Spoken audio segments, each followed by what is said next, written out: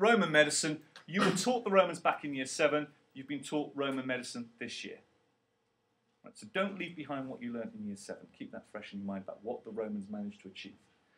At its most basic, I want you to be able to deal with the Romans just as the Romans. You might get asked a question about the Romans.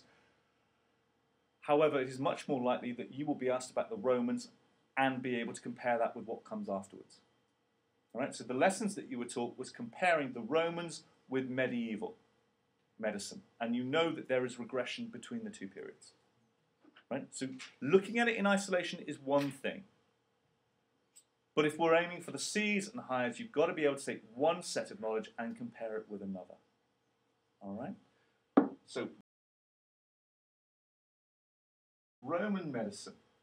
Now, on that spider diagram then are all the different areas that can bring about change in medicine. I'll just recap on them. There's the role of religion that runs through this course, the role of superstition. How superstitious was a period? Did that superstition stop people making progress? The role of technology. For example, the printing press. You know that in Renaissance medicine that completely changed medicine. How people research. Is it individuals researching or are there teams researching?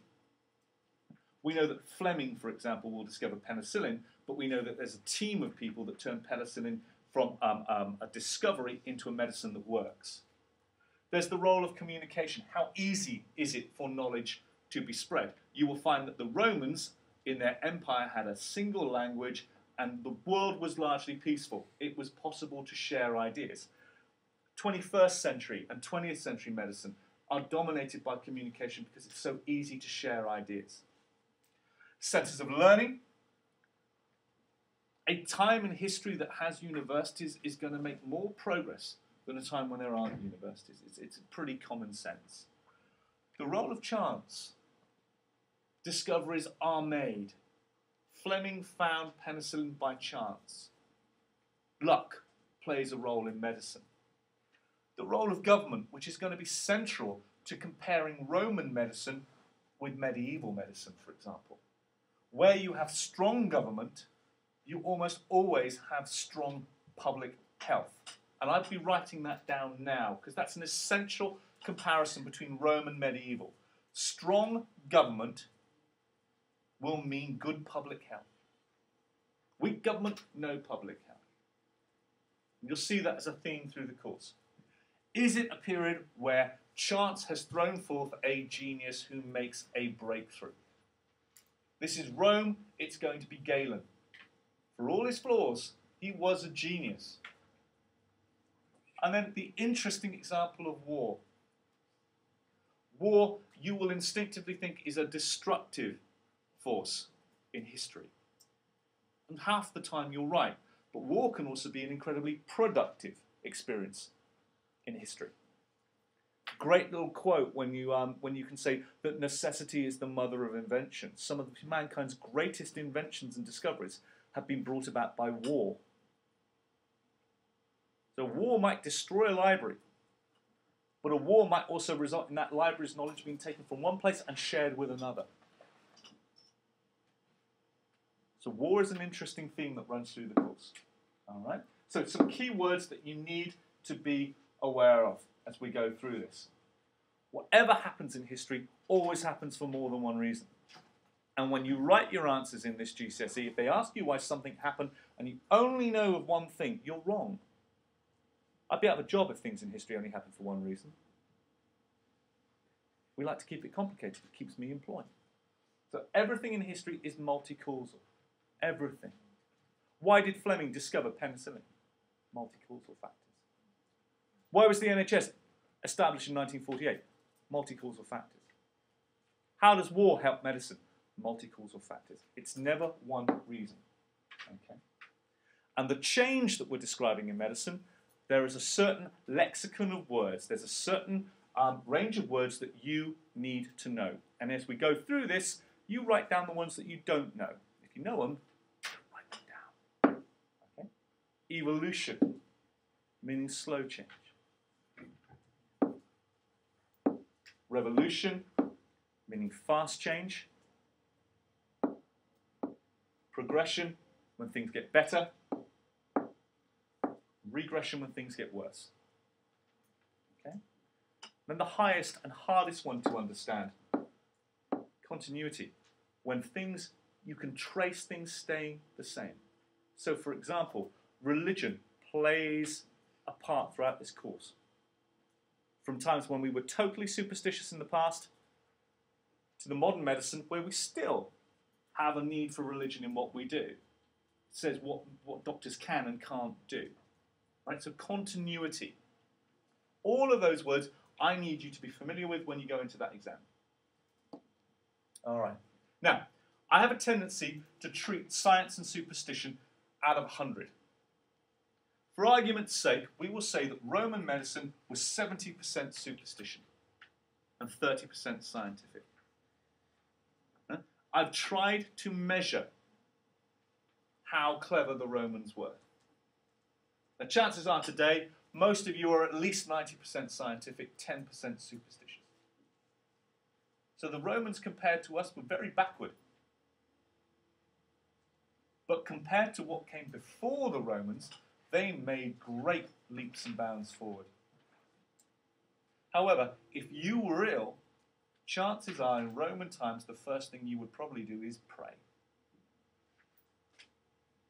They were still, despite everything you're going to see here, a superstitious people. When I think of the Romans, I always think of lots and lots of statues of gods. Well, the gods were used to explain things they didn't understand, so they were superstitious. Right? I like those numbers because when I teach you about the Renaissance or the 19th century, I'll quote it to you in numbers. All right? Right then. So the Romans come after the Greeks. History moves on. The Greeks are conquered by the Romans, so all of the knowledge that's been built up is being shared by one people conquering another. So Rome comes along and conquers Greeks, and before then the Greeks have conquered everywhere else. So there's this great sharing of knowledge. And the Roman Empire goes from Hadrian's Wall, I'm trying to remember the start of Gladiator here, from Hadrian's Wall in the north to North Africa. It's all Roman. They speak the same language. They have a road network. They have the same laws and they have strong government. The Roman Empire is centered on Italy. Until this point, the Roman Empire is the largest one in the world. They share their knowledge. They communicate and they trade. So the Roman Empire is going to see great advances made in medicine. All right, there is the Roman Empire. So, curiosity, is an empire similar to a dictatorship? It can be. In this case, it was, yes. Okay, so there's the Roman Empire. It's got all of those millions of people. All that knowledge is going to be shared. And you have a strong government, the emperor, who's in charge. That's got to be good for medicine, because we know medicine and public health do well under strong government.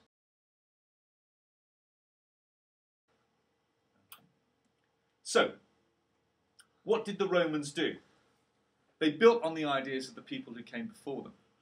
The Greeks had pretty good public health. Probably better than Greece has today. They had pretty good public health. But the Romans were even better. They had a remarkably strong central government. So like today, they had governments that tell you what to do and how to live. And the Romans said, you keep clean, you use the sewers, you bathe in the public baths, you wash your hands, and you don't go to the toilet in the streets. That's got to be good for public health. Strong governments can also collect the tax that enables you to pay for it. If you want to find out how strong government is today, don't pay tax and see how long it takes them to come knocking on your door. They take your tax and they use to spend that money on public health. So that's what the Romans had. There's the taxes that they collected. And most importantly, the Romans understood the importance of public health. The Romans understood the most important rule, and you need to write this down: prevention is better than cure. That is the rule we have today. Prevention is better than cure. It is cheaper to spend money on building fantastic public health systems than it is to treat people once they are ill. It's cheaper to give everyone the flu jab than it is for everyone to catch the flu. Well, let's hit you where it hurts the most in the wallet. It is much cheaper to eat an apple every day than pay the price of going to the dentist. You wouldn't know yet. Believe me, it hurts. It hurts more than your teeth hurt to go to the dentist. It hurts you in your wallet. All right? So they did those things. But once again, prevention is better than cure, and the Romans had strong government, and strong government rates public health. Okay. Look at what they achieved. They built these things. The Colosseum, the Parthenon. It's not the Parthenon. I've got it wrong. Hadrian's Wall. If they were able to build those things there, they must have had experts, they must have had specialists that were able to do incredible things. And they also turned their attention to public